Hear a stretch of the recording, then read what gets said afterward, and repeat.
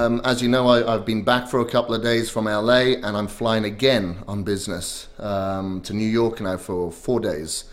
So I woke up, I've done my cardio, so I hope you've done yours, had breakfast as well, and now we're just gonna pack everything, especially our meals, for the journey ahead. So what you really need to do, if you're packing your foods for business travel or whatever, you make sure that you cook it the night before. So what I've done is called the hotel ahead to make sure that I get a fridge in my room, and also make sure that you call ahead to make sure that they have workout facilities for you, for your training, for your program. Doesn't matter if they don't have cardio facilities. What I like to use is the stairwell in hotels. You can go all the way up to the 16th, 33rd floor, whatever it may be, and that's a real good cardio workout.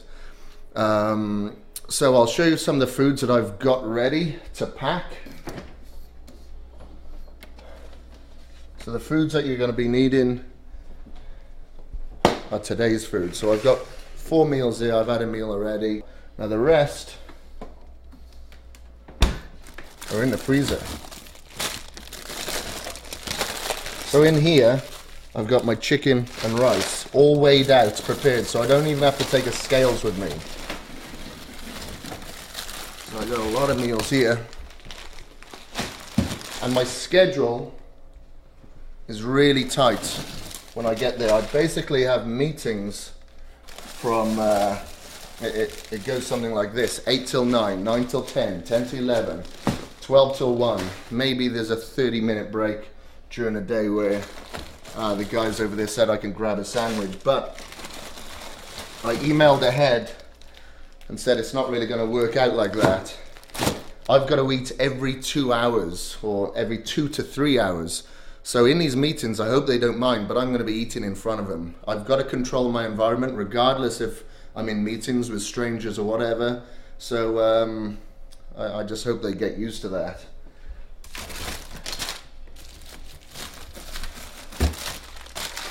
And that's it. Those are all my meals. All right, so now I'm gonna start packing all these meals into my cool bags. I've got 24 meals here. So putting them in Ziploc bags is a lot easier. Tupperware containers will take up way too much space, and you'll end up carrying a couple of cool bags, So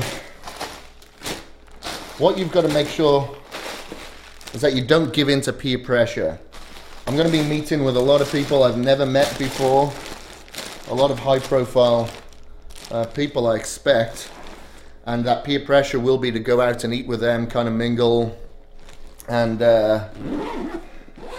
probably eat at the same sort of restaurants as them. Sure, I can go to the restaurants with them, but I cannot eat the same sort of foods, So that's why I'm going to have to just look like the oddball and just eat exactly what's going to keep me on my schedule and make sure that I get a real good transformation. At the end of the day, you got to look after number one, so you got to remember that. So that's my heavy cool bag. So what I've got here are today's meals. So I've just got my backpack here with my notes that I'm going to look over before my meetings. So in here, I just throw in the meals that I'm going to be eating on the plane or at the airport, wherever it may be. I'm probably going to eat about 1 more meal before I go, so that'll tally my meals up to 6 for the day, and maybe I'll squeeze in 1 more when I get there this evening. So this is my check-in luggage. I'm not going to unpack it for you now, it's taking me too long to pack it. But in here, I have my protein powder, my oats, and my Vitago. At airports, they can become kind of squeamish about powders, and you can't really blame them. So for that reason, I don't put it in my cool bag or any of the luggage that I'm actually going to take on a plane. I'll just purely have food for that purpose. But I need protein powder when I get there, for my post-workout. Sometimes I have my shakes during the night, because I get hungry. And I can have my meal replacement, with my oats. So if I'm at a lot of these meetings, I can just have my shake and get on my merry way without, spending about half an hour eating a meal. So everything is in the check-in luggage. So when you take in your supplements, be sure to put them in your check-in. So I've just arrived in my hotel room here. It's 10 past 10 in the evening due to the time difference, so I'm a couple of hours ahead to what I'm used to. However, I've still got to get my meals in and I've got to get to bed because I've got to get up about 5:30 in the morning to get up, to have a workout, do my cardio,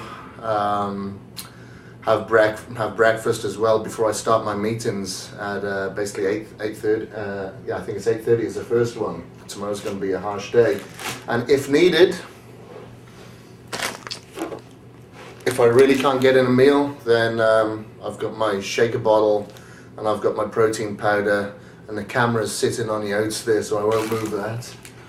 So what I'm doing right now, I've got my food still in my cool bag. I'm just waiting for a fridge to be delivered up to the room, which hopefully won't be too much longer, so then I can pack my food into the fridge and that'll last a couple of days, because it's Wednesday today and I'm here until Saturday midday, so I've got to take into consideration that I've got to have enough food for the whole of Saturday as well.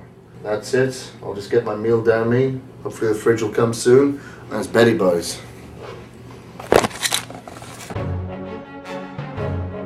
Check out tomorrow's episode to see how much I'll sacrifice to make my transformation successful.